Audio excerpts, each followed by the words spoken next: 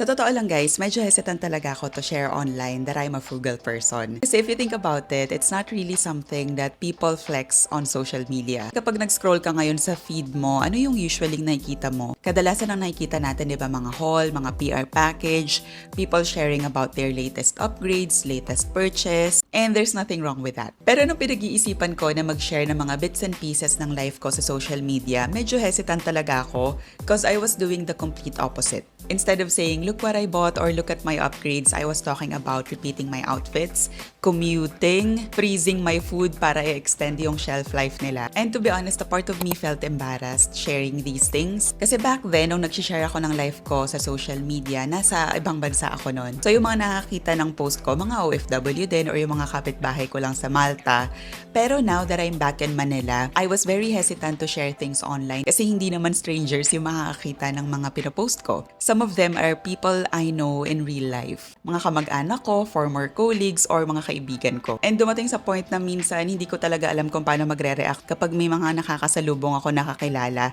Tapos sasabihin nila sa akin, uy, nakita ko yung content mo. Tapos magko-comment sila about it. Andun pa rin yung cringe na pakiramdam. Hindi pa siya totally nawawala. So I kept thinking, what if they think I'm being cheap? What if they think I can't afford things anymore kasi umuwi ako galing ibang bansa? Or what if they think I'm just being negative about spending? But when I finally shared it, I was so surprised dun sa reaction ng mga tao, sa mga comment na nare-receive ko. Hindi lang sa mga strangers, pero pati sa mga kakilala ko. Kasi apparently, a lot of people resonated with it. And that's when it hit me na maybe it's not just me. Siguro just like me, some people are also just tired of the constant pressure online to keep upgrading, to keep spending, or to keep flexing. We just don't talk about it kasi hindi yun yung usual topic sa social media, or kung magpo-post ka naman, hindi yun yung usual nakakagatin ng mga tao. So today, I wanted to share something more personal, not just what I do as a frugal person, but why I'm doing it in the first place. If you're new here, my name is Jane, and for today's video, let's talk about why I'm so frugal. Number one, I didn't wake up one day and decided to be frugal. Kasi growing up, ganun na talaga yung upbringing namin. I grew up in a middle-class family. Hindi kami mayaman, pero hindi rin naman kami sobrang hirap.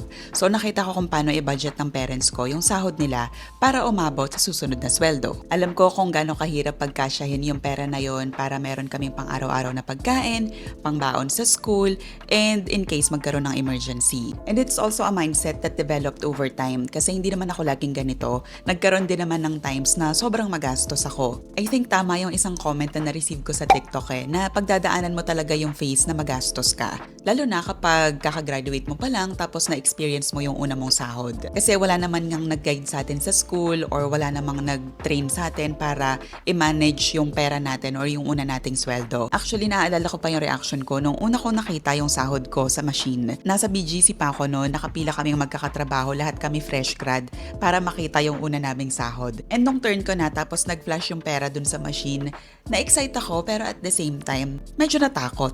Kasi hindi ko alam kung paano i-manage yung pera na yun. Hindi ko alam kung gagastusin ko ba siya lahat, ibabudget ko ba siya. So, kumuha lang ako ng 1,000, tapos hinayaan ko na siya dun. Tinanong ko muna yung mom ko kung paano ko siya gagastusin, kung paano ko siya ibabudget. Kasi nakaka-excite na meron ka ng pera, hindi mo na kailangan humingi ng baon, pero hindi mo rin alam kung tama ba yung gagawin mo dun sa pera na yun.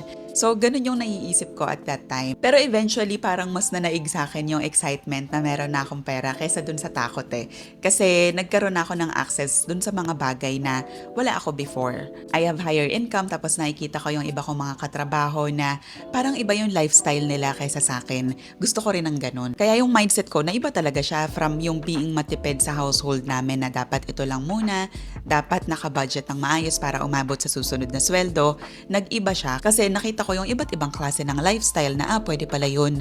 Kapag sahod pala, ito yung dapat binibili. I think para sa akin, that's valid. Okay lang na pagdaanan mo yung ganong phase kasi dun ka talaga matututo. So I think yung exposure ko na yun sa iba't ibang lifestyle, sa kung paano gumastos yung mga katrabaho ko, kung paano nila i-budget yung pera nila, it helps din para makita mo kung ano yung tingin mong mag-work for you. So yes, umabot din ako sa point na ganun, hindi ko masyadong iniisip yung savings, gastos lang ako ng gastos. Pero eventually, bumalik din ako sa pagiging frugal kasi I realized na yung lifestyle na tinatry kong i-sustain, lifestyle siya para sa iba.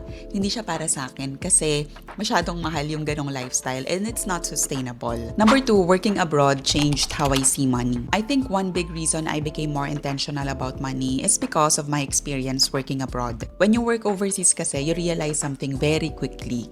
Money doesn't come easily. Yes, the salary may be higher, pero yung trade-offs naman nun mataas din. Mataas din ang cost of living, you're far from your family, you miss a lot of ordinary moments back home. A little backstory din lang, naabutan ako ng pandemic nung nasa ibang bansa ako. At the time, kakalipat ko pa lang from UAE to Malta. Sabi nga nung iba kong friends, ako daw yung nagdala ng COVID sa Malta at that time kasi 2 weeks after, nag-lockdown na. Nung una, medyo excited pa kami kasi walang pasok, so nakakapagpahinga ako. Kasama ko yung mga kaibigan ko, nakakagala kami from time to time. Pero nung nag 1 month na, na-realize namin na parang mahirap na to kasi yung gastos namin hindi naman tumitigil eh.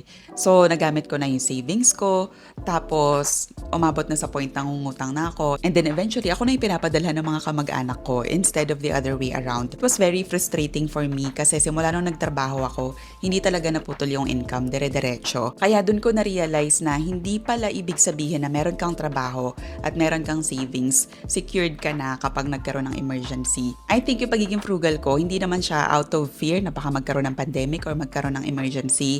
It just makes it easier for me to sustain my lifestyle dahil kontrolado yung budget ko on a monthly basis. Hindi siya automatically nag-i-inflate the moment na tumaas yung sahod ko or nagkaroon ako ng extra income. Next, I want my income to give me options. Kasi na-realize ko na if you keep inflating your lifestyle, your income stops being your access to freedom. Parang instead of your income becoming the reason for you to have financial stability, becomes something that you need to constantly chase or you need to constantly increase para masabayan niya yung lifestyle mo. And for me, as someone na nagtrabaho sa abroad for many years, na wala ng trabaho doon, nahirapan na i-sustain yung lifestyle niya abroad, na-realize ko na I don't want to spend the rest of my life chasing money or working more. I want to use money as a tool para masustain yung life that I really want. Next is yung social pressure.